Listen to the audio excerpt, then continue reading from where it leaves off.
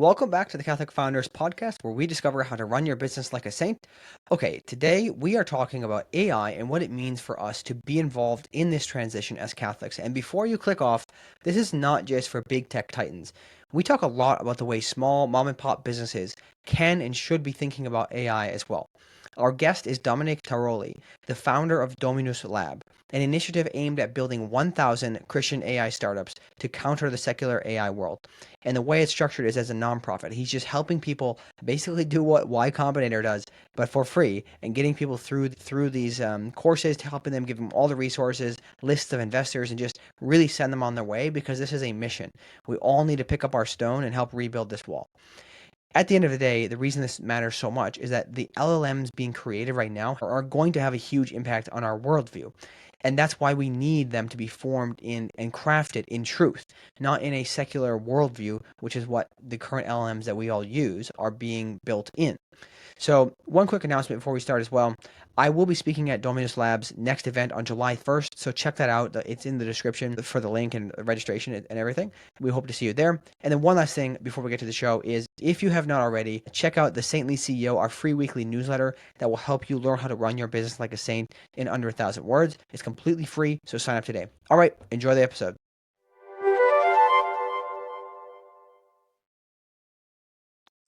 All right, Dominic, welcome to the Catholic Founders Podcast. How are you doing today? Better than I deserve. It's a beautiful day here in California and had a great day. I'm now looking forward to have a discussion with you around startups and AI. What could be better?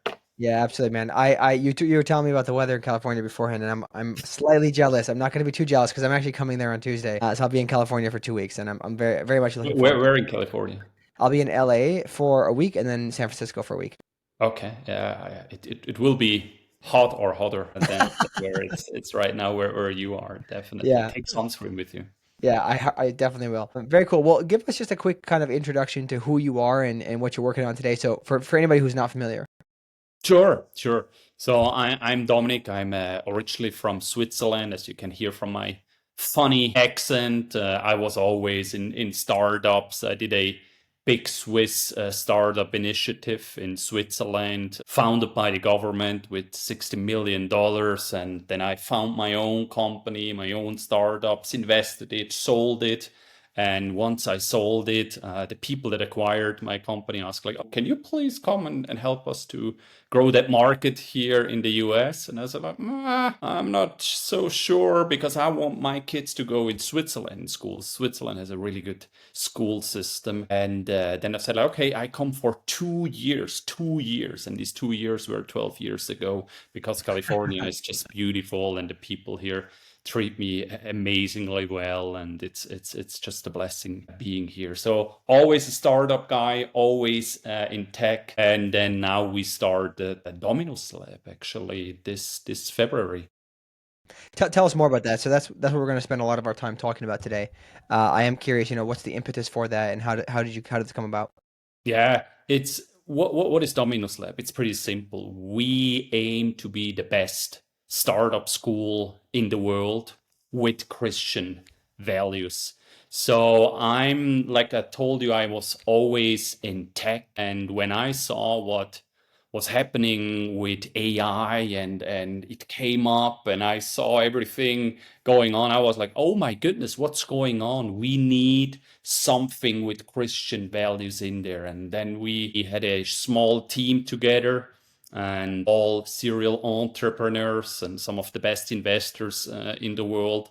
And we founded a nonprofit called Dominus Lab. And again, we want to be the best startup school in the world. And that's not to boast, but I think we as Christians, if we work for God, we really have to strive to excellence. And that's also, if you could see here my pin, that's Colossians 3:23, which basically says, if you do work, do it not for man, but do it for God. So I think we Christians have to really strive for excellence in our work, and that's what we're doing with Dominus Lab. How are we doing it? We have a proven 3-step models to take somebody who just has an idea to really go into market and get funded from investors.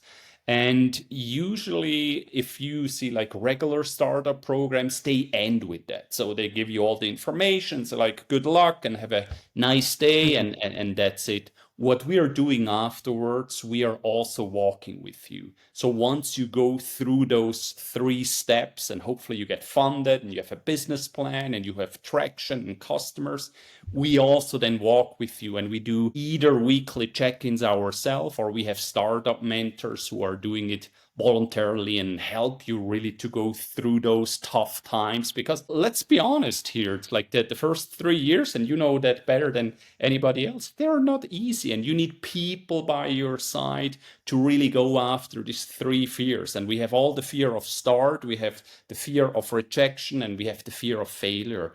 And you need somebody at your side who tells like, no, you're good. We all will be good. It's just part of the plan, and let's move now on and do what's really good. So in a nutshell, that's what we're doing with Dominus Lab. We had like an amazing start. So we have advisors, amazing advisors there. Tim Connors, I heard you also Yeah. will do an interview with him, one of the best investors in the world. We have Konrad Humbler, which is one of the best bankers in the world. In the board, we have Tony and Marcus, both serial entrepreneurs, and it's just a blessing doing that. And then with all the community that is already on board, they rave and give us testimonials online. So we just started in February, but it's going really well, and all honor and glory to God that we are really having this traction, can Yeah. do the Lord's work, and we try to really add that excellency to it. How did that all come together with, getting that great board of advisors and all those incredible individuals working with you? So it's again all honor and glory to God. So I reached out to people, we had discussions, they liked it, and then they were on board. And I'm like with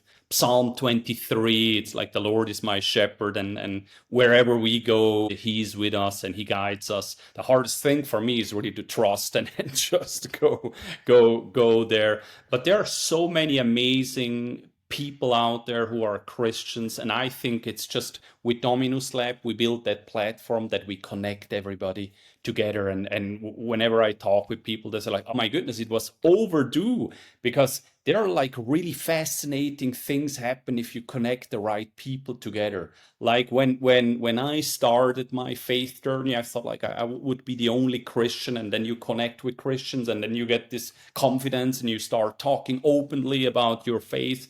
And the same thing is about startups, I think, and you know it probably best.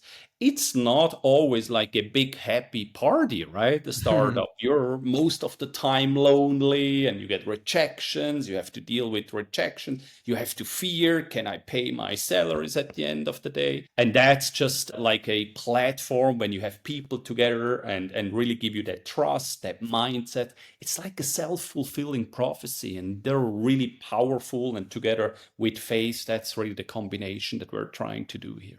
Yeah, so let's back up a little bit. And you mentioned that kind of the impetus of seeing what's going on with AI was really what led you to found Dominus Lab.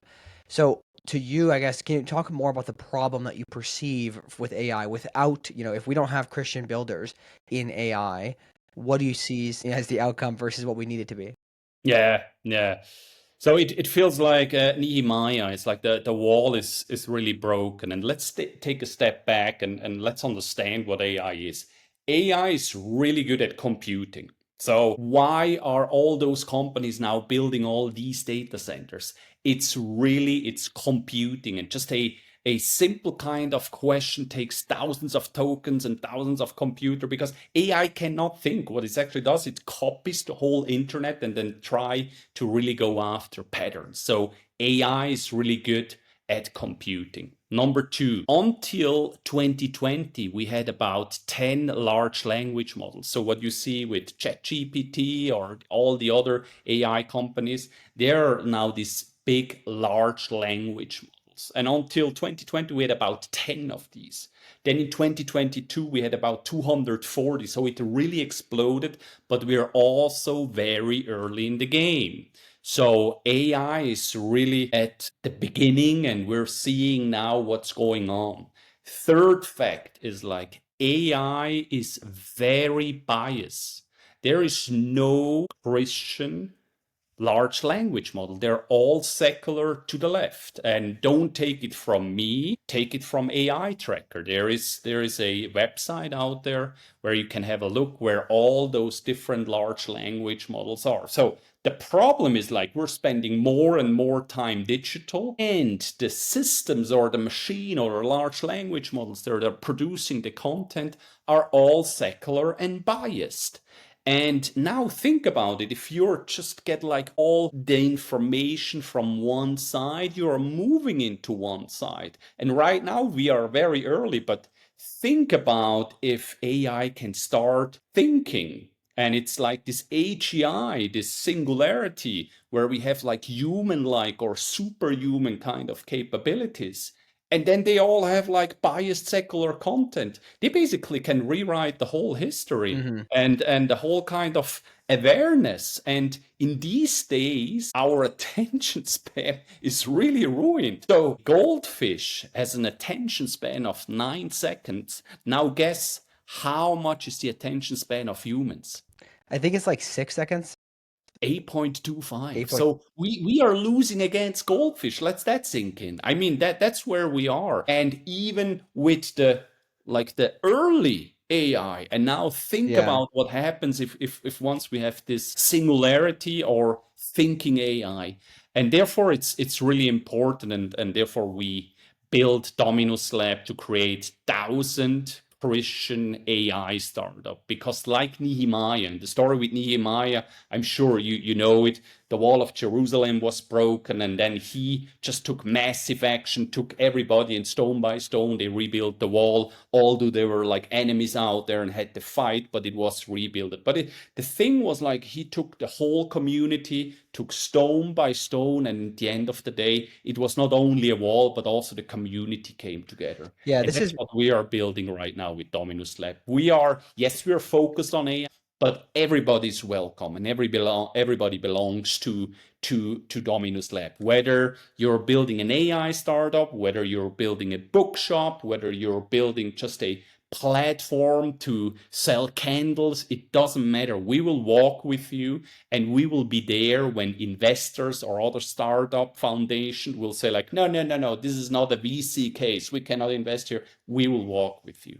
Yeah. This is a really interesting point. I like the story you brought up of the building the wall. Everybody took stone by stone and together they built something. But what I've found has happened a lot recently is as people start to discuss these problems, I get a lot of pushback of, oh, well, that's just not how it works, right? Unfortunately, that's not how reality is, blah, blah, blah.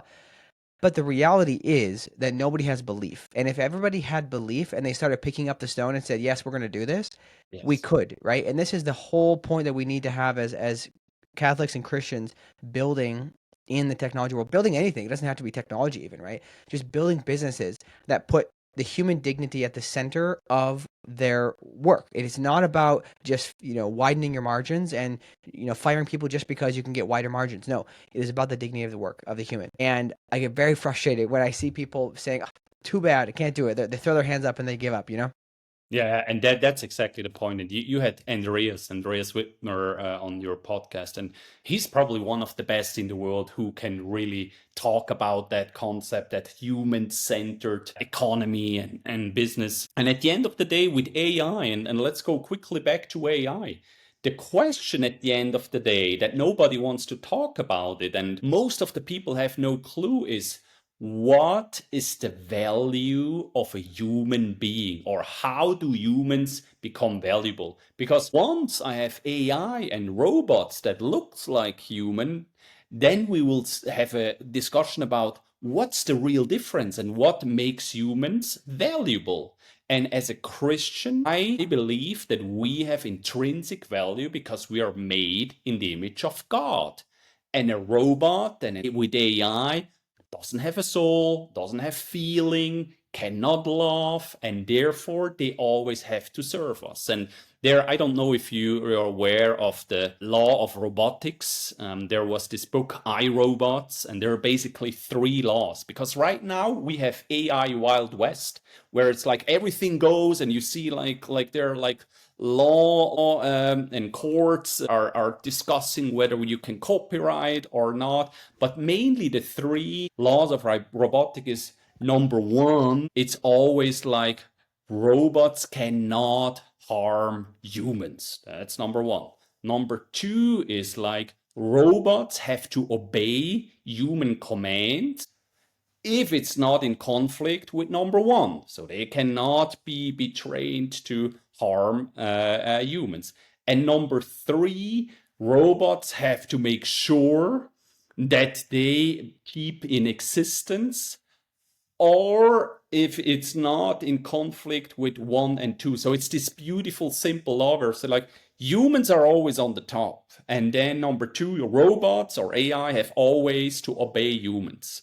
But they have also to make sure that it's not in conflict with one of the three laws. And that's a simple way how we can lead and really bring our Christian values into this new paradigm, this new frontier, because I'm not sure if everybody understands what is really coming with AI and how everything will change our interaction, our economy, everything will change basically.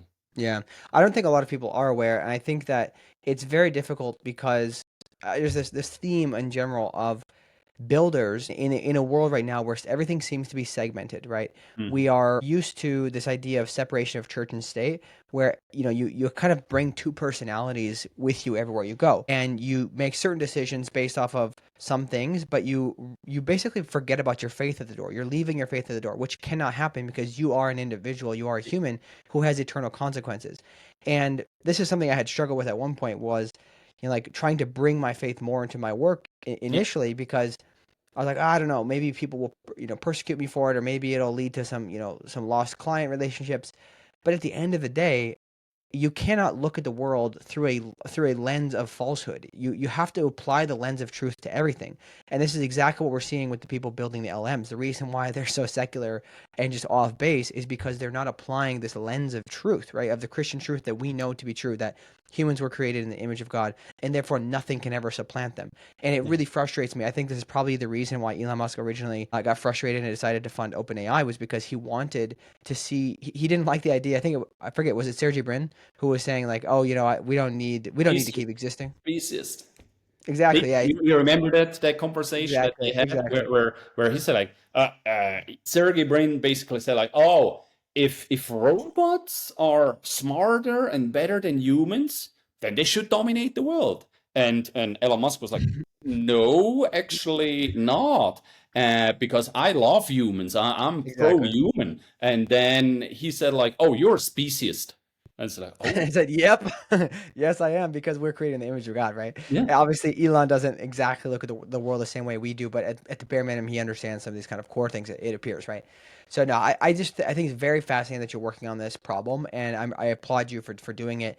And I hope that people listening truly understand this and begin to recognize what it truly means, because you can think, oh, it's not a big deal. It is a big deal, and the small decisions will have very, very big consequences in the long run. So let's shift a little bit to talking about some of these applications. I don't know how I want to dive in here, but let me ask you this. Okay, so if somebody's building something in AI specifically, do you think there are any core principles that they must focus on or kind of apply to their work? Yes, yes, absolutely. And on our website, dominoslab.org, we have an AI governance template there. And it's really important to really understand the relationship between humans and AI, and especially in a very, very early stage. So, what we just discussed about what makes human valuable versus robots or versus AI, that has to be somewhere written down that everybody understands it.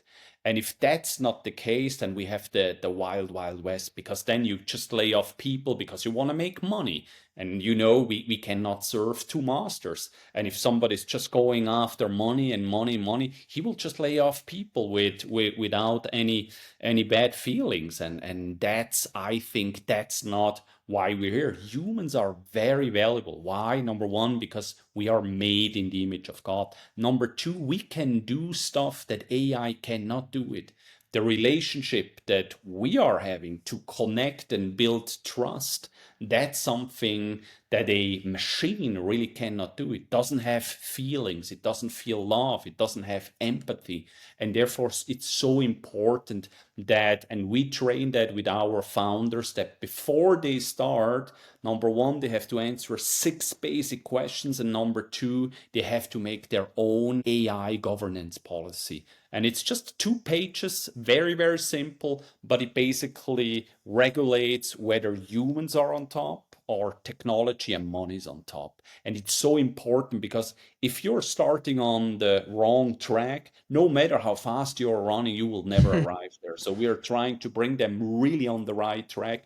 And then with the grace of God, hopefully they will make a beautiful business and change the life of many.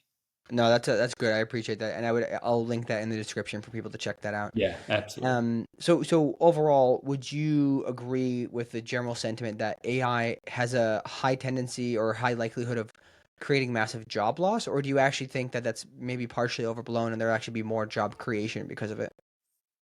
Again, if we're going back, what is AI? AI is really good at computing. Doesn't need vacation, doesn't need break, just can compute and compute all time. Right now in our economy, and we have some estimation that it will cost about 92 million jobs overall. And this is basically just that transactional. So everywhere there's transaction, you will see in the next 2, 5 years that every human is basically getting replaced with AI, and the machine does a much better job.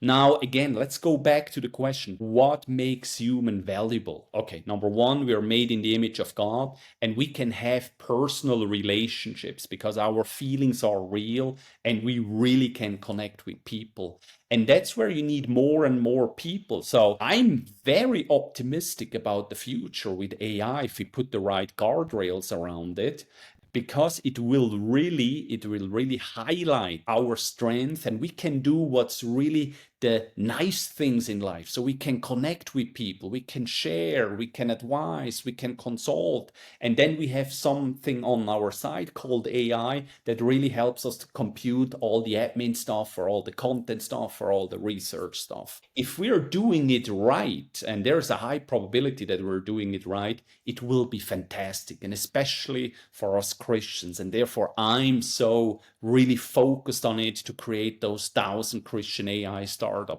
until 2030, because it also can go the other way. We can reach much more people if we infuse the right kind of messages of love. We reach more people than ever, faster than ever. And also in transaction, we can always integrate our deep faith and our love for people. This is really fascinating what you said. I don't know if you even realize it, but you just said basically anything that's transactional in nature will be highly likely to be replaced by Yes. AI. Yes. And therefore, the opposite is anything that has soul, anything that has a kind of real deep personality to it, those things are going to be hard to replace. And, if you think about a lot of people's complaints about, corporate culture right now, it is stale, right? That's the reason a lot of people don't want to work at big companies is because everything has become to numbers. Yes. So on one hand, we have played this experiment out, which I personally believe this is not how things were in throughout history. I believe that most business had a lot more soul than it does today. Yeah. But we've played out this kind of everything for shareholder value type of mentality, kind of to its very end, where people aren't feeling fulfilled at work because they're basically numbers. So on one hand, yes, we may see a lot of job loss if people aren't responsible about it.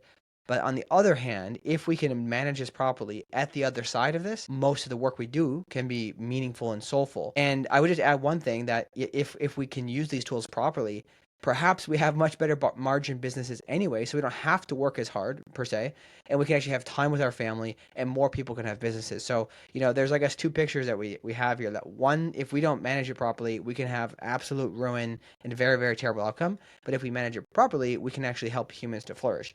But again, we have to have humans on the top. You're spot on. So how I usually summarize it is AI is a servant, not a savior.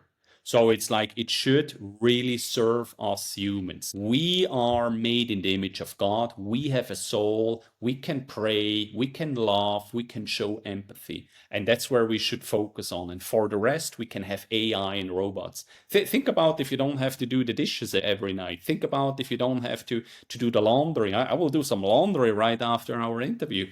Done. It's like we have robots who can do that, or fix like a sprinkler out there, or do our lawn duties and all that stuff. And that's another thing that I truly believe, and I think Elon Musk said it first. It's really like the biggest industry in 10 to 15 years will be robots. So we all have our private robots. And on the one side, it's really scary if you hear it for the first time. It's like, we will have robots. Yeah, but they will look like you and me. They just have a sticker here and says like, I have no soul. But then they will look like you and me, and they will do all our work. And we can really focus on what's important. Because one thing that I'm seeing all the time, people are so distracted with everything. They're distracted with the content, with their mortgage, with their job, with everything they're distracted. And my hope is really once with AI and those robots, we can really go back to our spirituality and really understand where are we coming from? Where are we going? And in between, how can we be a force for good? That's really my big hope here. So, would you say that because we'll have more time, or because we'll have to face this question of the value of humans because we'll have robots alongside us, that more people will be driven to the reality of the truth, that we are valuable and that we have this intrinsic value? Yes, absolutely. So what I really think, if you have more time, instead of, because we're seeing it now with all the social media content and all the AI content, at one point it just doesn't fulfill you. And at one point you will look deeper and think deeper and go deeper and say like, okay, why I am here, and after death, where I am going. And the more you're doing research of that, the more you're seeing that there must be a God that placed us here on earth, and after death there will be eternal life and all those near-death experiences. I'm just reading now a book about near-death experience, and they're so fascinating. People who are clinically deaf, but they're coming back, and there are about 9 million of these cases. There are over 900 academic research articles out there, and 70% or 70 plus percent have like an out of body experience. And most of them, it doesn't matter which religion they are, they describe three things. One, their soul leaves their body. Number two, they're going towards a light, so God of light. What do we have here? And number three, they feel a love and have senses like never before. Think about it, you can taste light or you can breathe on the water. They're talking about stuff like this, but they're mainly talking about the love that they have never experienced before. And therefore, it's so fascinating. The more time we have, I think the less fulfilling will be all that. And sorry for the wording, the plastic content that we're just Mhm. consuming these days and completely destroying our attention span. But then at one point, I think we are looking for more fulfilling content, and I think that's our big Yeah, challenge here for Christianity. yeah. So for business owners, for small business owners, we're not talking about the big businesses Mhm. who want to receive some of that benefit that AI can bring with making their, lightening their workload, helping increase their margins. How should they approach AI from a perspective? Let's say they've got, 5, 10 employees, not a whole lot. How would you approach that if you're in their shoes? It's always the same with business. So what we're doing at Dominus Lab, and based on my professional career, it's always about the customer. So what you have to think is really, how can AI help you to focus more on the customers? And let me give you an example. If we look at our salespeople usually spend about 30% of their time with the prospect or the customer. 70% are just admin and preparing, doing research and doing further education and everything. But if I can free up that time and make just the 30% that the sales guy is basically spending with the customers to, let's put it to 50%, I have almost doubled the effectiveness of a sales guy. And you know what happens when sales guys are out there and basically have double effectiveness. It's like your revenue will go up. So how I would approach it and how we are approaching it with our startups, we are basically looking how can we really make our customer interaction more effective with AI. Basically, it's the same thing like we had before. Put the humans in the center and your business will be good. So basically, getting humans to do the most high value items that actually drive revenue, the things that small business owners they're like, man, I just wish I could spend more time selling There instead of you go. fulfilling. Right? There you I'm go. in There you I'm in that boat right now, man. It's always in that. It's just And a so matter of all the easy task will be gone. We are basically just doing the hard or the harder task. So all the yeah transactional stuff, the easy stuff will be gone. And now let's focus on the harder stuff or the more for fulfilling stuff yeah that is really out there. And I don't know if you're aware of the platform Fiverr. Have you heard about that? It's yeah about you can for $5 you're buying you can buy like services, like they're doing videos or podcast cutting or presentations or whatever. And he came out like a month ago with a very, very good email and said, like, hey, AI is coming for your job. All the easy tasks are gone. Now let's focus where we can add value. And as a business owner, focus on the customers, see how AI can help you with all the rest, and then put more and more efforts into your customers that at the end of the day pays your bills. yeah. And also, when you work on harder problems, it just kind of helps you grow as a human. A lot of people Yeah. don't like to do hard things, but it is like very fulfilling, right? There's a certain fulfillment that comes through doing hard things, and I think that's part of the reason why our society has a lot of depression because we're not doing many hard things, right? We're just kind of doing the basic thing, going Absolutely. home and just scrolling, But And this it's does not lead about me. the hard things. I guess it's about doing the right things, and usually they're hard or they're harder. And nowadays, with that little thingy there, it's like when it's getting hard, it's like boom, you see there's like the phone is up there, and Yeah. that's the whole thing. It's like we really have to do the right things, even if they're hard, and all the easy jobs. Let's get them out to AI. Yeah, this goes nicely into the next topic. Something I recently thought about was the fact that AI has these negatives, but it has the positive that somebody who is a low skill worker Mhm. who, would be hard, might end up at a job like flipping burgers at McDonald's or something, they could actually be substantially more valuable now because they can use ChatGPT. So, in one way, like, okay, if I've got a small family business, maybe my brother isn't a high skill worker yet, but because of AI, he can actually do a lot more. So I can hire more people who I trust over a person who has a particular skill.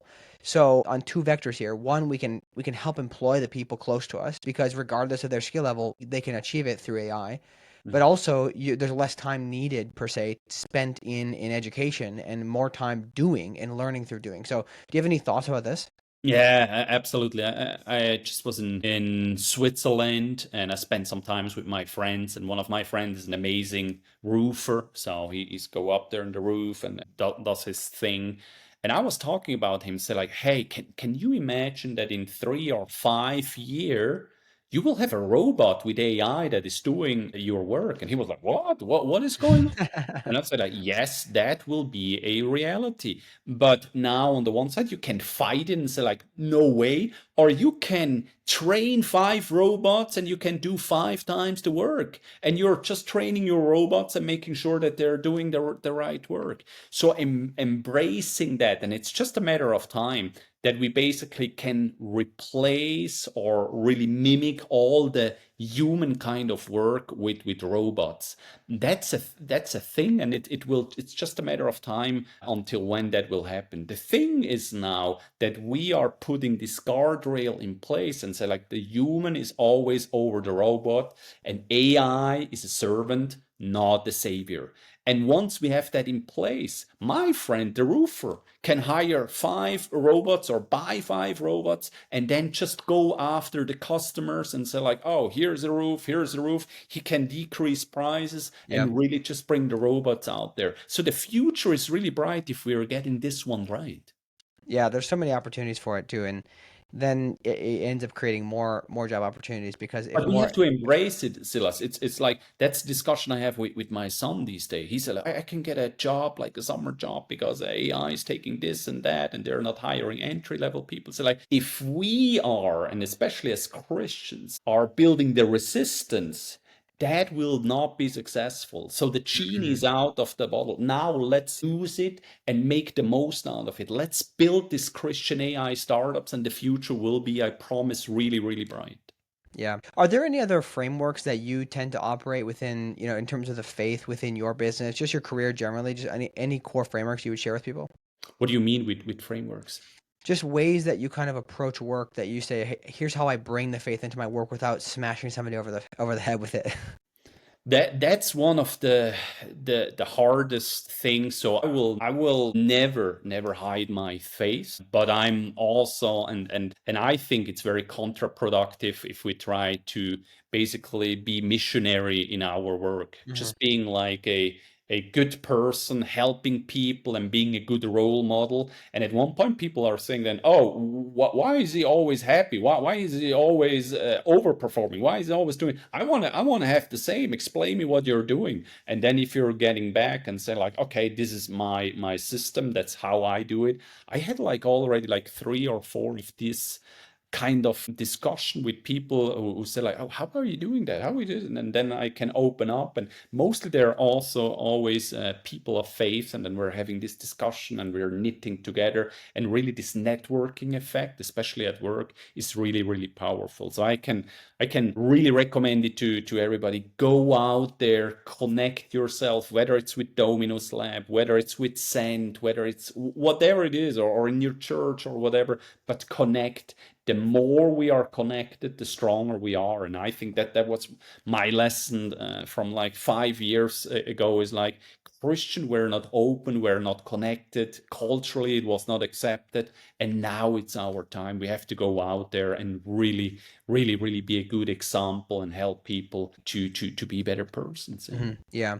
So what one last question on this, and then we'll switch to rapid fire is Mhm. if there's somebody who's, in high school thinking about what they're going to do in the future, what would some of your advice be to them? I think we will see a lot of like small businesses, micro businesses, brands out there. So at the end of the day, if all the transactional stuff is done for entry level people, there's really create your own brand, see how you can solve problems, create your brand, and then go out there. And especially, and that's what we trying also to do with Dominus Lab. We go in high school, we go in colleges, and build your own brand. I think in the future everybody will have like a small micro business on the side, and just a few will be really hired by big corporation because they at the end of the day they outsource everything. And there's this fascinating concept out there. It's like the if you have like 1,000 people that are following you, that basically makes you the whole living. So it's like you just need a very very finite defined group of people that are following you wherever you go, and your life will be good. This idea of the side hustles, I think, is interesting because I believe it also increases a lot of access for people Yeah. to build side hustles, and this goes for a lot of Catholics, especially Catholics who are really focused on trying to have a single income household where it is a little difficult unless you, let's say, retreat to the Midwest where it's not so expensive to live, or these different things. But this opportunity will create more entrepreneurs because it's now they're basically democratizing and making it more accessible. And so I really hope that we see this and hope that the average people, the people who weren't the tech geniuses of the world, starting to create businesses and then taking their good old common sense type of mentality into their businesses, and that could then start to permeate in a certain way because they're not trained in the ways of Meta or Google, right? And you're so right. I mean, we all have then the same information. That's number one. Number two is like we all have our own talents. So somebody's good at roofing, others are good training startups, others are good recruiting. And if you we have all the same information, it basically levels the playing field. So it's like everybody has the same kind of information out there, and everybody has unique talents. Now it's just that we're using it and always put customers and the humans in the center, and then there is no way how you cannot win in that game. Yeah, absolutely. So let's switch to rapid fire. So what is, I guess, are there specific scriptures or books that are your favorite that to really inspire you from an entrepreneurial perspective? Yeah, how long do we have time? Give me a few. Give me a few. My favorite, it's John 3:16. We start every Dominus Lab workshop with John 3:16. I think it's the verse that it's translated in most languages. I think 75% of the people can understand it. I think it's so beautiful. It's the essence of what I believe. So John 3:16 is really number one. Number two, what I strive towards is Psalm 23. The Lord is my shepherd. And as an entrepreneur, and I don't know how you deal with it, but it's always like, as entrepreneurs, you want to basically go out and do your stuff. But I really learn to pace myself and say, like, Lord, where do you want me to go? And what should I see? And slow a little bit down. So this would be my two favorite verses. Likewise, I'm a big fan of Cliff Knechtle. He's also on YouTube. He has great books. Frank Turek has great books out there. Don't have enough faith to be an atheist. My journey started a little bit with Eric Metaxa, and that's also, so I love all those great writers. And as you can see, I've a lot of books, but the biggest book of all is the Bible, and I'm still reading like crazy, and it's so beautiful, every book of the Bible. And I think that's the one book that I recommend Yeah. to everybody. It also never gets old, right? The more times you read it, the Unbelievable. more rich it is. That's what It's I find most fascinating. unbelievable. Yeah. It's unbelievable what's in there. And you always discover like new facets. Even if you read it like 10 times, you see different things. So that's really my most favorite book, the Bible. Yeah, it's so interesting that it hits you differently because you have a different layer of paint every time you read it, right? Yes. Who is one particular entrepreneur that you really look up to that inspires you and why? Allow me to mention several. I really like Dave Ramsey, and I don't know if you know him. He's his favorite podcasters with Seven Baby Step, and I think one of the most listened podcasts out there. And he beautifully integrates his faith into his business, and even in this secular media world, he really brings it in there, and is super successful. So that's number one. Number two, if we're really honest, and I don't care about politics, but Elon Musk, if you are not saying that he's a genius entrepreneur or innovator, then I think then we're not 100% true. I think he's also coming closer to faith. So one thing that I usually disagree with him is how transactionally he treats humans. So if you're not worth anymore, then I replace you with younger people. That's that side. I don't like him, but I would love that he's genius, that he is really applying it with faith, and unbelievable things can happen. And then one of the, I think your future podcast guests, Tim Connors. I mean, if you having there, he's such an amazing system thinkers, and I think his success, whether it was with Sequoia or now with his own VC firm, is unbelievable. And it's really always a really a pleasure to connect with him, and he's thinking so beautifully and so in systems. So these are some entrepreneurs I really admire. That's amazing. Yeah, that systems thinking piece is something I envy. Yeah, As somebody with severe ADHD, I wish I could think in nice formats. Him Tim and will Alex are teach it most. to you. Believe me, I hope he's so. is Yeah. is unbelievable. I'll have to buy him once I move to Tennessee. I'll probably hopefully see him more, and I'll have to buy him lunch every month. Who are some of your favorite saints and why? The one saint that I really like, can you see that one? That's Judas Thaddeus. So he was one of the apostles, and he probably is the least known of the apostles. And it's a funny story. I won him at the raffle in our church, and I got like a praying book and that statue of him. And I didn't know who that saint was until I looked it up. And then I understood why God gave me Judas Thaddeus. Why? Because he is always on a journey and he was always looking for new things. And God gave me him on my journey, and now I really understand it. And every morning, in my morning prayer, I'm in front of him, and really, he's my companion now on my journey. So that's my favorite thing. That's amazing. Yeah. Having the saints as companions is a severely underrated skill. Something I'm getting better at slowly day by day. And what's one of your favorite devotions, especially from an entrepreneurial perspective, whether it's, a good day or it's a really terrible day, do you have any particular devotion that you like Yeah, to and that's also something I learned that from an entrepreneur from that I met at the Send Summit, and he told me that he's praying the Angelus. I hope I pronounced that right. Angelus 3, 4 times a day. And whenever I feel frustrated or cannot clear thinkly, I pray the Angelus. And then it's like with new energy and new spirit and new motivation. It's unbelievable. Then another thing, I have the Magnificat. That's a little book about the daily masses. That's something that I read daily in the morning and in the evening. I'm listening to Christian music. Before I came from heavy metal and death metal now to Christian say? music, which is kind of a change.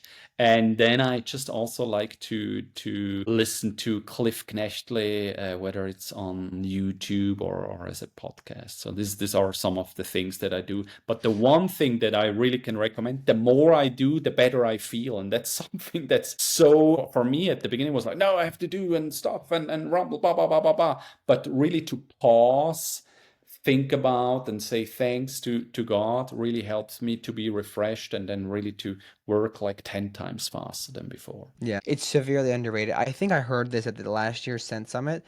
One of the priests said something about how prayer is a time multiplier because Yes, it yes. just magically takes all the things you don't want on your calendar off of them anyways. Like, there's so many things there, and it's so counterintuitive to what you feel as an entrepreneur, especially this idea of rush, but it's mostly manufactured. So this has been really great, man. I do got two recommendations for you on that. There's actually a friend of mine just created a Chrome plugin called the I forget exactly what it's called, the Angela something. I'll send it to you afterwards. Okay. And then you can check out this app called Fio. It's basically Spotify, but only Catholic artists on it. So Okay. it's not just Christian music per se, but it's made by Catholics. So you check that out and you'll like it. But Yeah, absolutely. the last thing here is, where should people reach out? So we have the honor and the privilege to have you on our next event. So Silas will join us at Dominus Ideas July 1st with Jonathan. And Jonathan is from Germany. He has one of the biggest Christian networks in Germany, and you and Jonathan will be there. So people can register and save their seat there on dominuslab. And if people want to connect with me on LinkedIn, then I'm happy to do so. And then I will also have a free gift. So I wrote a book about startups, and I'm happy to gift anybody who connect with me on LinkedIn that ebook. Amazing. This has been an absolute pleasure having you on. I knew we were going to have a lot to talk about. I didn't expect we to fill the whole hour so quickly, but this has been a pleasure, and I'm again very very thrilled for what you're doing. I think Thank it's definitely the Lord's work in so many ways, and we need it. We need to apply this lens of truth to everything we do. I, as somebody who can never build technology or LLMs, I'm very encouraged that people like you are encouraging the actual smart people to build Christian and Catholic LLMs. all honor and glory to God. So Amen, that's, man. yeah. Amen. This has been a pleasure. Thank you. Same here.